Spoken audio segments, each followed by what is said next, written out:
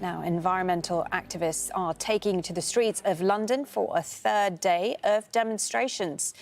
The protests coincide with the London Marathon. You can see those pictures of thousands of people gathering there for that event. Demonstrators have been calling on politicians to step up the fight against climate change. Let's go to our correspondent, Nadeem Barber, who is in London. So, talk us through what you're observing, what's going on.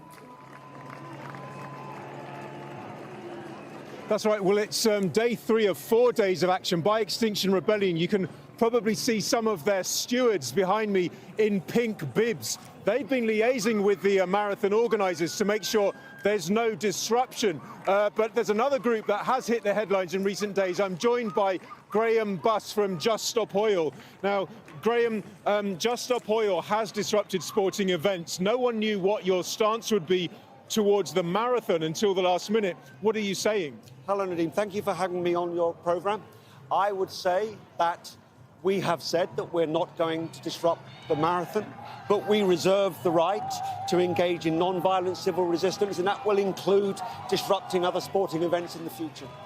Now, Extinction Rebellion have said they want to move away from confrontation, but they have set a deadline to the government of Monday for committing to no new licences for fossil fuel projects and for citizens' assemblies as well. Do you join them in those demands? We share the same demand. Extinction Rebellion and Just Stop Oil are completely united on the need for no new oil and gas licences in the UK. It's an absolutely basic requirement. It's supported by all the science. It's supported by the United Nations, by the IPCC, by the International Energy Agency. In many ways, our demand is too modest. We should change much more quickly than that. But yes, XR and Extinction Rebellion and Just Stop Oil are united in their demand. And XR have said they will step up actions if their demands aren't met. You've already had a lot of negative reaction to disrupting things like the snooker championships here and the World Snooker Championships in Britain. Why are you doing it? We're doing this because peaceful negotiations, quiet discussions in rooms, standing outside buildings with placards does not get the attention of the media. We do this because you talk about it, and we need it to be talked about because we need people to know, we need ordinary people to know what's happening because our government is failing us. Extinction Rebellion, Just Stop Oil, we are a fire alarm. Fire alarms are supposed to be disruptive. We need to disrupt our government. Our government is failing us. And we have seen in the last few days a couple of activists who staged a disruption, basically halted a bridge. Yes, they've been sentenced to prison sentences. Do you think we'll see more of that? That's absolutely outrageous.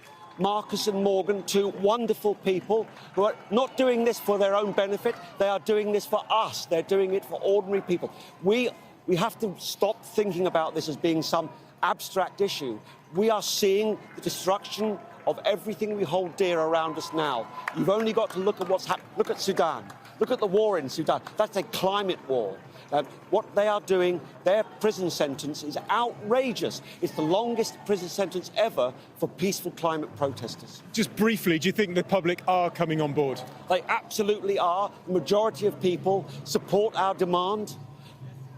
All the major political parties, apart from the Conservative Party, support our demand. Select committees in Parliament have said we should be on a war footing. So I would ask the public, I would ask the people listening to this to join Just Stop Oil, to join Extinction Rebellion and help us make that change.